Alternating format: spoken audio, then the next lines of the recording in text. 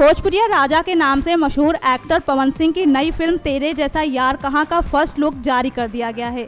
यूं तो पहले से ही ये फिल्म चर्चाओं में थी, लेकिन अब फिल्म का पोस्टर सामने आने के बाद मीडिया में फिल्म को लेकर चर्चाएं शुरू हो गई हैं। फिल्म के फर्स्ट लुक में पवन सिंह के साथ बाकी कलाकारों की झलक भी देखने को मिली।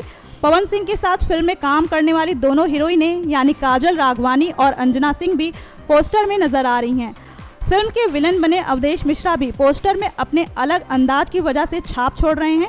पोस्टर देखने के बाद इस बात का पता चलता है कि तेरे जैसा यार कहाँ में पवन सिंह का दोस्त कोई इंसान नहीं बल्कि एक जानवर है, जिसे इंसान का सबसे पुराना दोस्त कहा जाता है। अब तो आप भी समझ गए होंगे कि इस फिल्म में पवन सिंह का दोस्त बना है वफादार कुत्ता।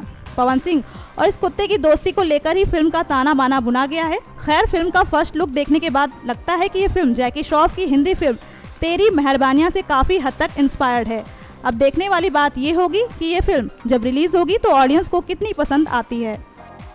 नेक्स्ट 9 न्यूज़ के लिए अनुज की रिपोर्ट।